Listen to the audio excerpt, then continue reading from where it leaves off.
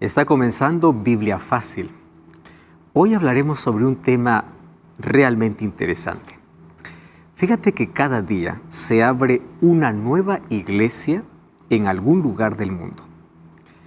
Hay iglesia para todo gusto. Hay iglesias que dicen por aquí hay más libertad, por aquí el camino es más difícil, por aquí se llega más derecho al cielo, por aquí es más fácil. Iglesias. Más de 40,000 denominaciones cristianas en el mundo. Y cuando una persona quiere elegir una iglesia, dice, no, yo prefiero no elegir ninguna. Porque esto parece un asunto político, esto parece un asunto de negocio, y claro, tantas personas malintencionadas abren iglesias solamente para lucrarse, para poder vivir de la ignorancia de las personas, o para hacer simplemente falsas promesas, o ofrecer milagros instantáneos para resolver sus problemas, simplemente para llenarse el bolsillo de dinero. Entonces allí viene la confusión. Por eso es que yo prefiero no ir a ninguna iglesia. Y yo entiendo que probablemente tú ya tuviste más de una decepción cuando fuiste a alguna iglesia. Y sobre todo porque hoy vemos iglesias llenas de personas vacías de la palabra, vacías del conocimiento, porque está lleno solamente de prosperidad, de shows, de entretenimiento y de milagros. Mas la Biblia sí habla de una iglesia. Y esa iglesia la encontramos desde el jardín del Edén. Dios estableció su iglesia allá en el Edén. Mas a partir del capítulo 4 en adelante, encontramos que la iglesia ya se divide en dos grupos. Tanto así que en el capítulo 6 encontramos los hijos de Dios y las hijas de los hombres. Ahora, es interesante que nosotros podamos notar que en este contexto vamos a encontrar dos religiones desde Génesis. La religión de Caín y la religión de Abel. La religión que acepta el sacrificio de Cristo y la religión que piensa que adorar a Dios es cuestión de preferencias, de gustos. Caín dijo, yo voy a dar lo mejor de mí, aun cuando Dios no pidió. ¿Cuál es tu iglesia? ¿La de Caín o la de Abel? ¿Cuál es tu iglesia? Aquella que fundó Cristo. ¿Y cómo sé que mi iglesia sigue las enseñanzas de Jesús? Bienvenido. Eso vamos a hablar hoy aquí, en Biblia Fácil. Muy bien, amigos. Hoy queremos hablar sobre este tema sumamente importante, acerca de iglesia. Cuando hablamos de iglesia, a la verdad para muchos esto puede generar una confusión por las diferentes experiencias que las personas ya tuvieron. Mas antes de poder adentrarnos ya en el tema, yo quiero ofrecer el curso bíblico En Busca de la Verdad, porque aquí vamos a encontrar, tomando como base bíblica, las principales creencias o doctrinas que la Biblia presenta. Puedes solicitar este curso a través del WhatsApp más 5512-9810-1460 o también puedes ingresar a estudielabiblia.com y allí puedes solicitar el material y es totalmente gratis. Vamos entonces al tema de hoy y vamos a orar antes de poder abrir la Biblia. Querido Dios, colocamos nuestro corazón en tus manos para que tú puedas iluminar nuestra mente con tu palabra, que pueda traernos luz, que podamos aceptar esta verdad en el nombre de Jesús. Amén. Hoy hablaremos lo que la Biblia enseña acerca de iglesia. Una de las cosas tristes cuando hablamos de iglesias es que las iglesias en su mayoría está llena de gente sincera. Solo que la sinceridad tiene un problema. Ser sincero es lo que Dios pide, es lo que Dios quiere. Es verdad. Una de las cosas que más encuentro que Jesús detestó de los líderes religiosos era la hipocresía. Hay tanta gente sincera, pero en el lugar equivocado. ¿Cuál es el problema de la sinceridad? La sinceridad no puede cambiar lo falso en verdadero. No puede cambiar. Por eso es que existen iglesias llenas de personas vacías. Podemos ver multitudes, pero vacías de conocimiento de la palabra. Porque lamentablemente La mayoría de iglesias solamente se reúne para interactuar, solo para socializar, solo para hablar o solo para sacar dinero, menos para abrir la Biblia. Y hay tanto entretenimiento, tantos shows de fe, tanto griterío, menos palabra. Y ese es el mayor problema. Ahora, otro problema que encontramos dentro de iglesia es que la gente está más dispuesta a defender su iglesia que la Biblia. Y esto es muy común. Y ustedes saben que una de las cosas más complicadas de la vida es tener que romper o quebrar ciertas cosas con las cuales nosotros ya crecimos. Ninguna verdad es fácil de aceptar si no la aprendes temprano. Es tan sencillo para una persona que ya nace en un hogar cristiano, pero el hecho de nacer en un hogar cristiano no te limita a seguir la creencia de los padres. El hecho de nacer en un hogar cristiano debe darte la obligación de poder profundizar y revisar si tus creencias están conforme a la Biblia. Pero ¿cuál es el problema? La mayoría de personas, aun cuando nace en un hogar cristiano, apenas sigue la fe de los padres y no la Biblia. Por eso es cuando yo pregunto a varias personas y digo, ¿por qué eres de tal iglesia? La primera respuesta es porque yo nací, yo crecí, porque mi abuelo fue, porque mis antepasados fue y punto final. O sea, no es una elección a conciencia. En su mayoría, las personas van a una iglesia por tradición y no por convicción. Y ese es un problema serio. Otro problema es que cuando en algún momento descubren que están por un camino donde la iglesia enseña una cosa y la Biblia enseña otra, ¿cómo es difícil desapegarse de la iglesia? Porque muchos colocan a la iglesia por encima de la Biblia, cuando debe ser al contrario. Debe ser la Biblia, o escrito está, en esto creo, no porque el pastor dice, no porque la iglesia dice, sino porque la Biblia dice. Esta es la base de nuestra fe. Entonces, hablar de iglesia no es un asunto tan simple, y especialmente porque Satanás ha llevado a personas sinceras y honestas, aquellos que están en busca de la verdad, por tres caminos equivocados. El primer camino se llama sincretismo religioso. ¿Qué cosa es sincretismo religioso?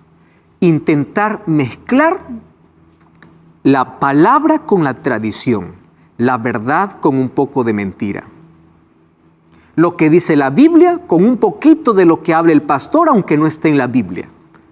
De colocar una gota de veneno en un vaso de agua. 99% tiene agua, pero 1% de veneno, pero es suficiente para matar. Entonces, el sincretismo se ve en la mayoría de iglesias, la mezcla entre teología y filosofía. Es impresionante. En la mayoría de los púlpitos se toma la Biblia, se abre la Biblia, pero se predica filosofía. Porque más peso tiene la filosofía griega que el texto bíblico. Más peso tiene lo que dijo un padre de la iglesia que lo que dijo un profeta. Más peso tiene lo que dice el pastor que lo que dice Dios. Ese es un serio problema. En Hechos capítulo 17, versículo 11 dice que cuando Pablo llegó a Berea, los bereanos dice que eran más nobles que los de Tesalónica, porque ellos iban a la Escritura para comprobar si aquello que escuchaban era la verdad. Esa es nuestra noble tarea. Mi tarea no es aceptar una verdad porque alguien lo dice. Mi tarea es aceptar una verdad porque la Biblia lo dice. Si alguien me viene con el mejor argumento, pero si no tiene un sustento bíblico, queda en argumento. No sirve para mi vida. Queda en lo bonito que puede expresarse, pero no sirve para mi fe. Porque mi fe tiene que estar sustentada en la Biblia. Primer camino, sincretismo. Segundo camino, relativismo. ¿Qué es el relativismo? Llega un momento en que la persona dice así, bueno, yo creo así y punto. En el lado más extremo es, tú tienes tu verdad, yo tengo mi verdad. entonces cada uno tiene su propia verdad. Ya no existe una verdad absoluta, todo es relativo. Eso quiere decir que en este mundo más o menos hay 7 billones de verdades, porque cada uno tiene su propia verdad. Cuando la Biblia dice que sí existe una verdad absoluta, Jesús dice, yo soy la verdad. Santifícalos en tu verdad, tu palabra es la verdad. La Biblia sí tiene la verdad absoluta, pero cuando uno quiere acomodar la verdad conforme lo quiere, a su gusto, a su preferencia, saca su propia verdad lejos de aquel camino que Dios ha trazado. Y hay un tercer camino que es la verdad incompleta. Personas que viven en ignorancia porque solo se contentan con escuchar un sermón en la semana y punto final. ¿Cuántos cristianos van a la iglesia una vez por semana, 2 veces por semana, escuchan lo que el pastor dice y la Biblia está cerrada toda la semana, todos los otros días? ¿A qué me lleva eso? A solo alimentarme con lo que el pastor habla. Y eso está bien, el pastor habla y me alimenta, eso es correcto. El asunto es, yo compruebo todo lo que él dice. ¿Por qué yo tengo que creer todo si es que él apenas me presentó un texto bíblico y no me presentó la verdad a través de toda la Biblia? Y hay muchos, obviamente, que solamente en los púlpitos hablan solo amor de Jesús, solo evangelios, solo las parábolas. Pregunto, ¿y dónde están las profecías? ¿Y dónde está la justicia de Dios? ¿Y dónde está la ley de Dios? ¿Y dónde está el juicio de Dios? Si está la gracia, ¿dónde está la justicia? Si está en los evangelios, ¿dónde está la profecía? Porque la profecía también forma parte de la Biblia. ¿Por qué muchas personas tienen miedo a abrir a Daniel o Apocalipsis? Porque son libros que confrontan directamente la mentira y desenmascara la estrategia diabólica para seducir al ser humano. Entonces, esa verdad incompleta, por eso según Timoteo 3:15 dice, toda escritura. Y aquí nos encontramos con un problema que en la medida del tiempo fue cambiando. Ustedes saben que cuando apareció aquella era del iluminismo, la era de la razón, donde el conocimiento era superior a la fe, y ahí aparecieron tantos hombres defendiendo esto, en sus comienzos ellos tenían la siguiente idea: personas inteligentes necesitan ser seculares. ¿Qué significa eso? Era imposible concebir la idea de que un hombre de mente brillante pueda ser cristiano. Y llegó un tiempo, incluso en la historia, que la fe era asunto de ignorantes. Y allí comenzó una guerra intelectual contra Dios. Y ahí apareció, entre los años 1859, 60 en adelante, lo que Charles Darwin colocó con su origen de las especies, su origen del hombre. Apareció también luego la Revolución Francesa, esa época brillante donde se pensaba de que la Biblia iba a ser un libro obsoleto, destruido y nunca más iba a continuar. La razón se colocó por encima de todo y bueno, tantas cosas terribles acontecieron. Ahora, allí todos pensaban, todo hombre inteligente no puede ser cristiano. Algunos incluso hasta hoy lo practican. Eres cristiano, como que no eres tan brillante. Porque cristianismo para muchos era un asunto de bajeza. Pero ustedes saben que con el tiempo cambió. Ahora ya no es más así. Ahora se invirtió el asunto. Ahora no es que personas inteligentes necesitan ser secularizadas, sino que personas inteligentes necesitan ser espirituales. Pero aquí yo voy a destacar un problema en ese asunto. Porque cuando hablo de espiritualidad, no necesariamente estoy hablando de relación con Dios. Hoy está muy de moda la palabra ser espiritual. Gente que busca tener contacto con el cosmos, gente que busca energía, busca paz interior, busca caminos que le den tranquilidad, pero no en un contacto directo con Dios, sino ser un ser espiritual. ¿Y qué significa ser espiritual? Búsqueda de trascendencia sin religión. O sea, mi relación con la naturaleza, con el prójimo, conmigo mismo y si puedo un poquito con Dios. Miren hasta dónde se tergiversó la palabra espiritualidad.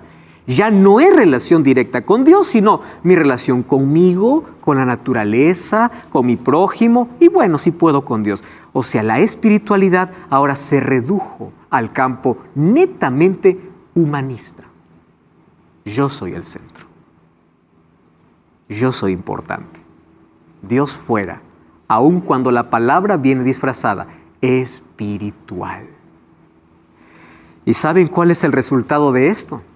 De que cada vez encontramos personas disque espirituales que dicen, soy una persona espiritual, pero no necesito de iglesia.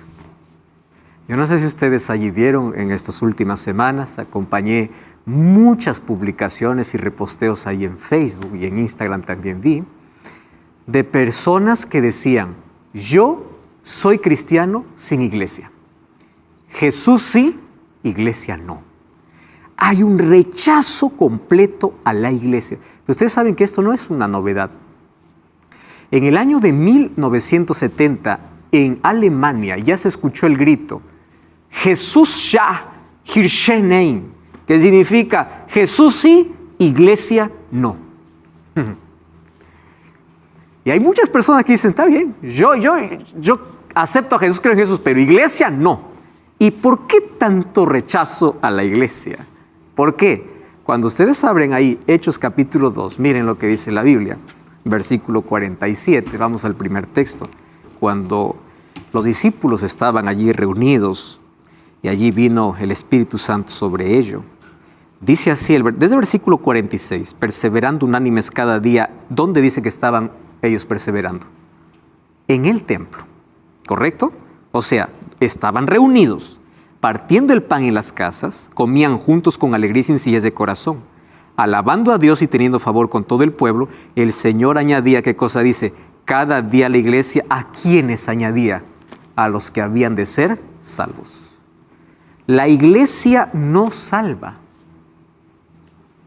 pero la iglesia es la escuela, el lugar donde Dios prepara a los que llegan a ser salvos.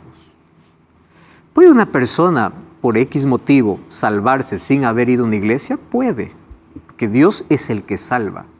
Pero mientras tú tienes la oportunidad de poder conocer a Cristo, aceptarlo, todo aquel que tiene una relación estrecha con Cristo no puede decir, yo desecho la iglesia. ¿Qué cosa dice la Biblia? Y Dios llevaba ¿a dónde a los que habían de ser salvos? A la iglesia. Sí, Francesco. ¿Puedo hacer dos preguntas? Puedes. Sí. Primero, yo tengo varios amigos que en la área empresarial que no necesitan de una iglesia para hacer cosas del bien. Uh-huh. ¿Está correcto? ¿Cómo yo puedo ayudarles? ¿Cuál es tu segunda pregunta? La segunda pregunta, ¿qué hago con mis hermanos que están en esta época en países sufriendo en guerra, Uh-huh. ¿sí? Que son soldados que se matan entre uno y otro?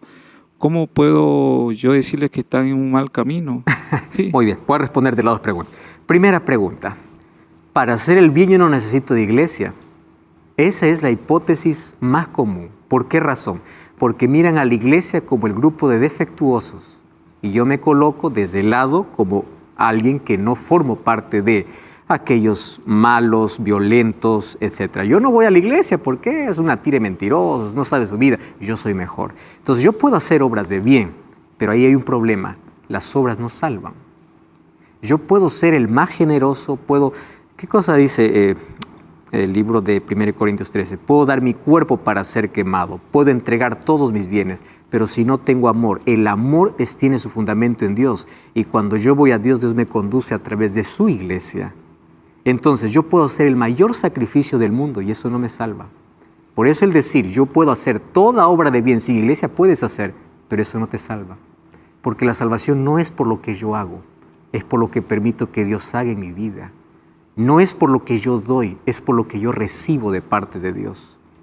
Número 1, ¿cómo yo puedo ayudar a las personas que están en conflictos? Tú sabes que en todo conflicto y en toda guerra existen soldados cristianos. Y muchos de ellos no van necesariamente al frente de batalla, van para cuidar, van para ayudar, van para orar. Siempre existieron. Inclusive las personas que están allí en una situación tan difícil muchas personas son alcanzadas por el Evangelio en la hora más extrema. Nuestra parte simplemente es orar y pedir que el Espíritu Santo pueda trabajar en el corazón de ellos, porque muchos de ellos en su ignorancia están haciendo, otros aún en su conocimiento son obligados, pero en el fondo ellos están arrepentidos y finalmente Dios verá la condición de cada uno. Ahora, esa moda de cristianos sin iglesia hoy está, ¿verdad? Es como aquella abeja que quiere decir, quiero ser abeja sin colmena. Aquel quiere decir, quiero ser soldado sin ejército. No existe, ¿verdad? Lo mismo ocurre con la iglesia. Mira lo que dice Hebreos 10:25, el apóstol Pablo. No dejando de congregarnos. ¿Congregarnos a dónde? Hablando de iglesia. Como algunos tienen por costumbre, sino exhortándonos tanto más cuanto veis que aquel día se acerca. ¿Qué cosa está diciendo Pablo? No existe cristiano sin iglesia. Jesús sí, iglesia no, pero un momento, no dejando de congregarnos. Pero yo no me congrego, ¿por qué? Esta es la palabra clave. Estoy decepcionado. ¿Y por qué la gente se decepciona de la iglesia? Por varias razones, ¿no? Primera razón, la incoherencia. ¿Cómo voy a ir a la iglesia si él habla así, pero vive así? Pero incoherencia hay en todo lado. Hipocresía hay en todo lado. Trigo y cizaña va a existir en todo lado. Si tú vas a una iglesia para buscar gente perfecta, nunca vas a encontrar. Lo que tienes que buscar en una iglesia es que tenga la verdad perfecta. Si tú vas a mirar miembros de iglesia, todos son totalmente imperfectos. ¿Correcto? Número 2, yo estoy decepcionado porque hay mucho oportunismo en el nombre de Dios. A mí me da pena y tristeza esto. Hay tanta gente que en el nombre de Dios abusa. Existe y existió en la historia. En nombre de Dios, en la Edad Media, se cometieron las peores masacres. Existe. Y eso ya estaba en la profecía. En nombre de Dios hay manipulación, sí. En nombre de Dios la gente abusa del pobre, sí. Pero eso no significa que Dios tenga su iglesia. Que haya gente que manche el honor de la iglesia es otra cosa. Tengo que separar gente de aquello que Dios estableció. Número 3, estoy decepcionado por los escándalos. Ustedes saben que los escándalos de la iglesia son más fuertes que los escándalos del gobierno. Corrupción hay en todo lado, pero un escándalo en el gobierno pasa, un escándalo en la iglesia no.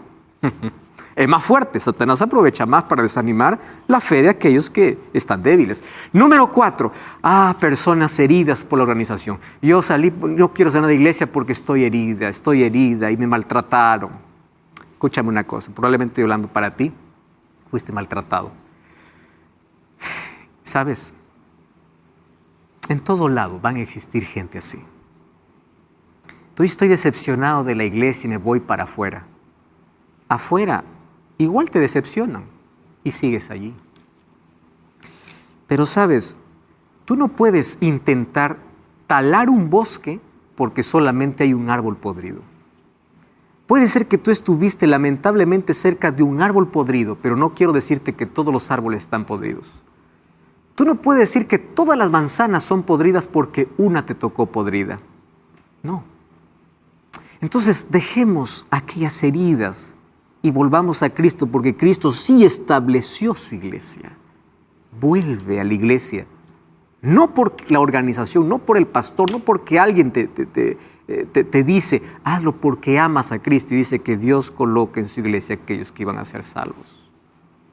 Entonces, hay tanta gente que está decepcionada. Y aquí está el argumento más importante. Fíjense, Jesús iba a la iglesia aun cuando dentro de la sinagoga habían hipócritas. ¿Jesús iba o no iba? Iba. Aun cuando en su tiempo habían sacerdotes corruptos. ¿Habían sacerdotes corruptos? Habían, pero Jesús iba. ¿Por qué Jesús iba? Jesús no iba a decir, no, yo no voy a la sinagoga. ¿Por qué? Gente corrupta, sacerdotes hipócritas. ¿Para qué me voy? No, Jesús iba. ¿Por qué? Porque la sinagoga o la iglesia era el plan de Dios, independientemente de la gente. Hay una frase que me gusta, ¿no? Cuando yo digo, esta gente tan perdida, es tan mala dentro de la iglesia, yo pregunto, si toda la gente fuese como yo, ¿esa iglesia estaría mejor? Yo encontré una frase linda que me hace reflexionar mucho. Dice así, Si el mayor pecador que tú conoces no eres tú, te falta conocerte más. Interesante.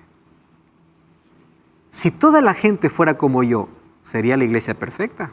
No. Entonces yo voy a congregarme en un lugar de gente imperfecta.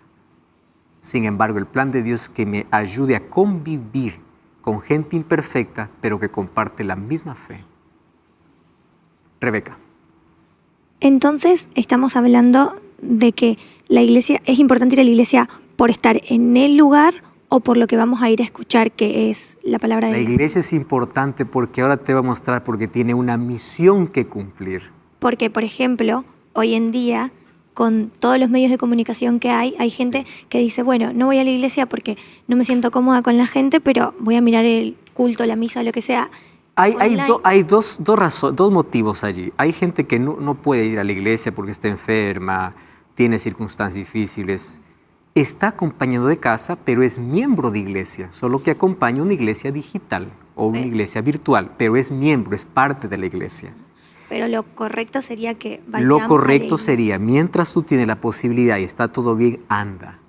¿Por qué razón? Hoy vamos a mostrar las razones por las cuales son importantes. Es importante la iglesia. Entonces, aquí nosotros, para cerrar la idea, Jesús iba a la iglesia no porque los líderes eran buenos. Jesús iba a la iglesia porque esa era la voluntad de Dios.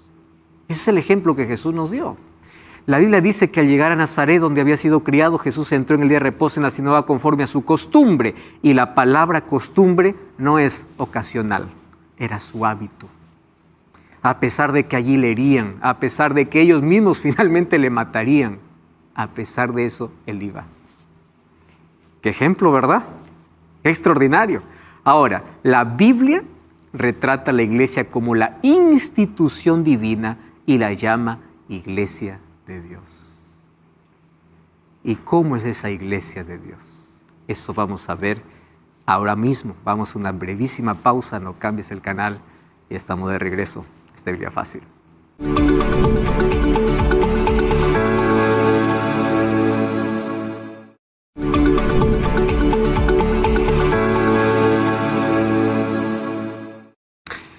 Muy bien, estamos hablando acerca de la iglesia como institución divina. Yo coloqué aquí 3 textos, Hechos, 1 Corintios y Mateo. Vamos al primer texto, Hechos capítulo 20, versículo 28. Miren lo que aquí quien escribe este libro obviamente es Lucas. Y él dice así, hablando acerca del discurso de Pablo en Mileto. Y Pablo habla así. Por tanto, mirad por vosotros y por todo el rebaño, que el Espíritu Santo os ha puesto por obispos son líderes, para apacentar la iglesia del Señor, la cual Él ganó por su propia sangre. ¿Cómo llama Pablo a aquellos que se congregan en la iglesia? Iglesia del Señor. No está hablando de seres individuales. ¿Por qué no está hablando de seres individuales? Porque está hablando de una iglesia organizada, donde hay líderes que están apacentando esa iglesia. Cristo la instituyó, ¿correcto? Y en todas las escrituras encontramos. Entonces, ¿qué cosa es la iglesia? La iglesia es la comunidad de creyentes que creen en Jesús y lo aceptan como su Salvador y Rey.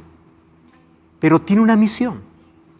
Y su misión es anunciar el Evangelio al mundo que proporciona salvación a quien cree. O sea, no basta decir yo creo, yo necesito estar comprometido. Y la iglesia tiene una misión. ¿Cuál es la misión de la iglesia? Predicar el Evangelio. ¿Cuál era el plan de Dios para alcanzar al mundo? No con seres individuales. Es verdad que el cristiano es una iglesia donde va, a través de su testimonio, a través de su vida. Pero la iglesia como conjunto, como institución. Por eso es que la iglesia tiene planes, la iglesia tiene que trabajar, tiene que predicar. Y la iglesia que perdió el foco de predicar, se metió en problemas. Escándalos, problemas. La mejor medicina para una iglesia enferma, predicación del Evangelio. Porque esa es la misión.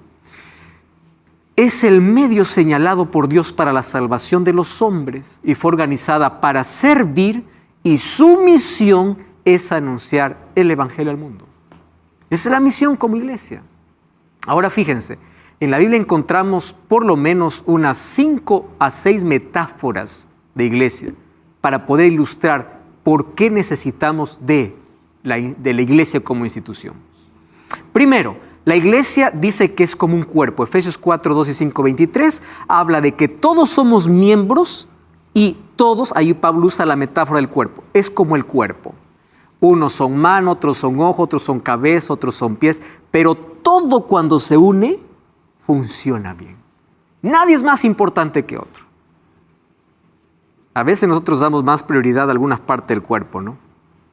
Pero tú sabes que los órganos más invisibles son los de los cuales depende la vida.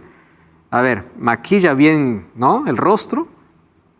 Del corazón no te preocupes, pero dejó de latir y qué importa qué rostro tengas. Se acabó el asunto.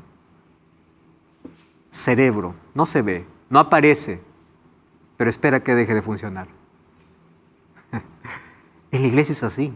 Hay gente oculta, hay gente que se exhibe, hay gente que aparece, hay gente que no. Pero todos somos como un cuerpo, dice Pablo. Todos. Esa es la iglesia. Y tenemos que aprender a convivir así.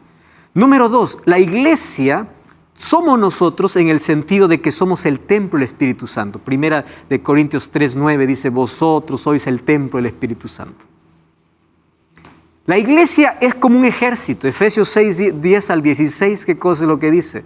Efesios 6:10 dice que nosotros estamos en un conflicto, en una guerra, por lo cual todos somos como soldados, pero todo soldado pertenece ¿a qué? A un ejército. Por tanto, dice, tomad el yelmo de la salvación, la coraza de justicia, la espada de la fe. Esa es la iglesia. Número 4, la iglesia es como una novia. ¿Por qué novia? Porque la novia se prepara para el encuentro de esposo. Y esta figura siempre lo vamos a encontrar en la Biblia.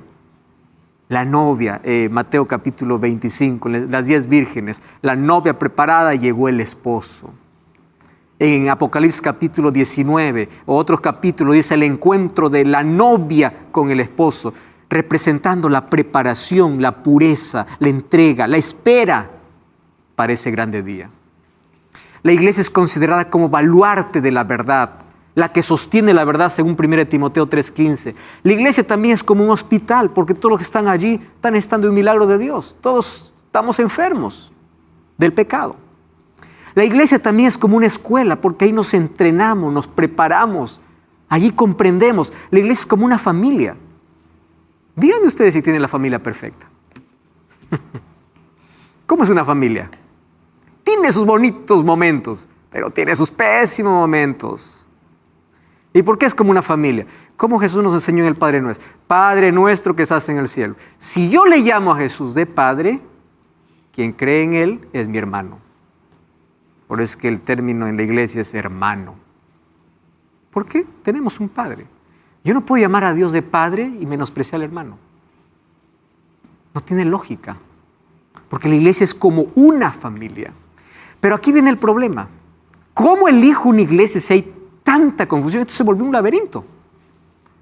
Y tanta tristeza, porque cada vez veo iglesias, caray, de mal en peor. Iglesias vendiendo aceite bendito, tierra de Jerusalén, escobas santificadas. Cada vez pervirtiendo más. Confusión completa. ¿Cómo yo puedo elegir si hay más de 40,000 denominaciones? Cada día se abre una nueva iglesia para cada gusto, por acá diciendo por qué es más fácil para llegar al cielo, más de 40,000 denominaciones cristianas. Y lo triste es que todos usan Biblia, todos cantan y todos adoran a Dios.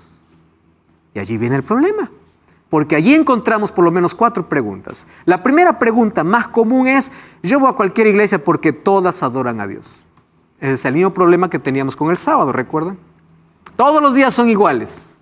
Pero aquí viene la primera. Todas las iglesias adoran a Dios. Mentira. Les voy a mostrar por qué. En la Biblia solo encontramos 2 iglesias. Miren las parábolas de Jesús. Vírgenes prudentes, vírgenes insensatas. Trigo y cizaña. En Apocalipsis encontramos una mujer vestida de rojo y otra mujer vestida de sol. En la Biblia encontramos la iglesia del Cordero y la iglesia del Dragón. No encontramos más. O sea, mi función ahora es, con la ayuda del Espíritu Santo, ir a la Biblia para que demuestre cuál es su iglesia. Pastor, pero hay 40,000 solo cristianas, sin contar las otras. ¿Cómo yo sé? Es que para nosotros hay más de 40,000, para Dios solo hay 2. ¿Es o no es? Punto final. ¿Correcto? ¿Y cómo yo puedo descubrir eso? Miren, Apocalipsis 17 habla de una mujer con un poco de vino en la mano. Vino significa falsas tradiciones y dice que dio de beber y embriagó a todos. Embriagar, los emborrachó. Esa misma mujer es representada luego como Babilonia. Babilonia significa confusión. Y cada vez nosotros encontramos iglesias que en lugar de traer verdad traen mezcla de verdad con filosofía, teología y filosofía, argumentos humanos por encima de los argumentos divinos. Yo creo, yo pienso, hoy está de moda, yo siento. Está de moda, ¿no? Yo siento. Los sentimientos tienen su lugar, pero cuando mis sentimientos se colocan por encima de la palabra de Dios, tengo un problema. O es lo que yo siento, o es lo que Dios dice. Es que yo no siento. Dios no me llamó a sentir, Dios me llamó a creer. Y la fe está por encima de lo que yo pueda sentir. Entonces, ahí en Apocalipsis 17 encontramos una iglesia que embriaga con vino, que emborracha. Y el llamado en Apocalipsis 18:4 es: salid de ella, pueblo mío. Salid de la confusión. Pero en Apocalipsis 2 encontramos una mujer vestida de sol. ¿Quién es el sol de justicia? Cristo. Y dice que la luna estaba debajo de sus pies. La luna no tiene luz propia. La luna refleja la luz del sol. ¿Y cuál es la luna? La palabra, lo que refleja a Cristo, lo que muestra a Cristo. Entonces, la iglesia pura tiene 2 características. Cristo es el centro de su doctrina y la base de su fe, ¿qué cosa es? La palabra. Ese es el resumen. Entonces, ¿cuál es el centro de mi culto? ¿Es Cristo o es el dinero? ¿Cuál es el centro de mi devoción? ¿Es un milagro o es la Biblia? ¿Cuál es el centro? Hay gente que va a la iglesia solo por un milagro, no porque quiere salvación. Hay gente que va a la iglesia solo porque quiere prosperidad, no porque quiere el cielo. Hay gente en la iglesia que va solo porque está en crisis, porque cuando está bien nunca más va a ir. ¿Entienden? Ahora, la Biblia es la base, es la luna que está debajo de sus pies. Es el fundamento. Entonces, allí viene lo que yo debo cuestionar. Mi fe, ¿dónde está basada? ¿En lo que el pastor dice, en lo que la iglesia dice, en lo que la Biblia dice? Saben que en el libro de Apocalipsis, yo aquí no puedo tener tiempo, pero aquel que tiene interés puede acompañar Biblia Fácil Apocalipsis. Yo explico con detalle esto, pero hoy de manera corta voy a explicar cómo la iglesia se contaminó. Ustedes saben que Jesús formó su iglesia con los 12 discípulos, la iglesia cristiana. Y algunos dicen, esa es la iglesia del Señor. Esa fue la iglesia del Señor. Y es la iglesia que Cristo fundó. Pero en Apocalipsis, a partir del capítulo 4 en adelante, habla de 7 sellos, donde los 4 primeros sellos representan la condición de la iglesia en la historia. El primer sello es representado por un caballo blanco. Blanco significa pureza. Esa iglesia pura fue desde el año 31 hasta el año 100, donde la gente prefería morir antes que negar su fe. Los coliseos romanos estaban llenos de cristianos que por su fe morían. La iglesia pura, la iglesia que no se contaminaba, la iglesia que Cristo fundó. Pero esa misma iglesia luego enfrentó el segundo periodo, un caballo rojo. Y rojo significa sangre, persecución extrema. Y ahí aparecieron los emperadores, desde Domiciano en adelante. Y ustedes saben que desde el año 100 hasta el año 313 fue la época de mayor persecución. En la mente del diablo está, voy a acabar con todo cristiano. Y Tertuliano decía, mientras más cristianos mataban, más cristianos se levantaban. Y Satanás cambió de estrategia. ¿Saben qué pasó en el año 313? Se firmó el edicto de Milán. ¿Quién lo firma el edicto de Milán? Constantino. ¿Quién es Constantino? Un emperador astuto. Adoraba al dios Mitra. Y un día dice que mientras iba en una batalla contra Maxencio, debajo del puente Milvio, dice que en el sol se le apareció Cristo, porque él adoraba al sol. Dice que ahí se le apareció Cristo. Y hay una escritura que decía, in hoc signus vencis, que decía, sobre este signo vencerás. Dijo, a partir de hoy todos somos cristianos. Las basílicas los hizo iglesias cristianas. Pero él, astuto, trajo todo el paganismo dentro de la iglesia y la iglesia pura se contaminó. Aparecieron las tradiciones. A partir de allí, la iglesia dejó de llamarse Iglesia Apostólica. Allí es donde recibe el nombre de Iglesia Apostólica y Romana. ¿Me están entendiendo cómo se contaminó? Porque a través del emperador trajo todas las tradiciones dentro del cristianismo. Y nosotros ya hemos revisado algunas. Y bueno, el otro caballo es el amarillo. A partir del año 538 comienza una persecución, ¿no?, a todos los que llamaban herejes a través de los papas, 1260 años, que eso está en la profecía. Pero ese periodo de oscuridad, ¿qué significa el caballo negro? Allí todas las tradiciones que entraron. El año 321, ¿recuerdan que estudiamos? Domingo como día del Señor. 364 en el concilio de la Odisea. Ahora hay que guardar el domingo. ¿Por qué? Porque el Señor resucitó. Es apenas una excusa. Cuando eso Constantino ya lo mencionó, que era por su dios Mitra. 370 aparece el culto a los santos. ¿De dónde aparece? Porque la Biblia fue encadenada, la Biblia fue perseguida, la Biblia fue prohibida. Durante ese tiempo aparecieron tradiciones, oración por los muertos, las misas, el dogma del purgatorio, para generar miedo a las personas. El diablo cambió de estrategia. En lugar de matar cristianos, infiltró la mentira, la tradición, allí dentro de la pureza. 998 se instituye el Día de los Muertos, se venden indulgencias, se instituye la confesión auricular, que no está en la Biblia, se prohíbe la lectura de la Biblia. Y en el Concilio de Trento, aquí está el mayor error, la tradición se coloca por encima de la Biblia. O sea, lo más importante de la Biblia es lo que el Papa dice, es lo que la Iglesia dice. La tradición por encima de la Biblia. Sí, Catherine. Sí, pastor.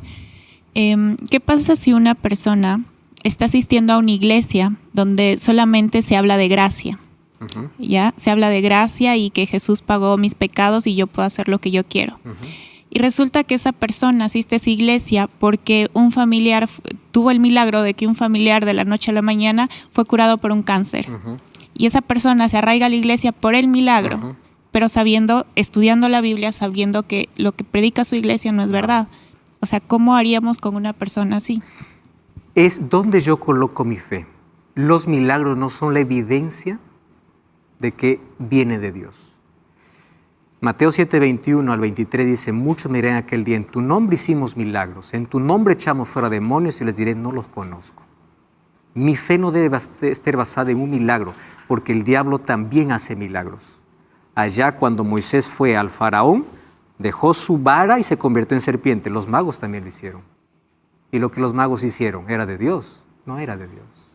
Entonces mi fe no debe estar basada en un milagro, sino mi fe debe estar basada en la Biblia. Segundo, ¿acaso no todas las iglesias tienen la Biblia? El problema no está en la Biblia, el problema es que la gente lee la Biblia, pero quiere interpretarla a su manera. Agarra un texto, lo saca de su contexto y dice, aquí está, lee todo el capítulo. A veces la explicación está en el siguiente versículo. Y ahí aparece una nueva idea, una nueva iglesia. La Biblia dice sábado y yo, no, tiene que ser domingo porque resucitó el Señor. La Biblia no autoriza, ¿qué importa? Pero yo creo que es así. La Biblia dice blanco, pero para mí es negro. La Biblia dice rojo, para mí es azul.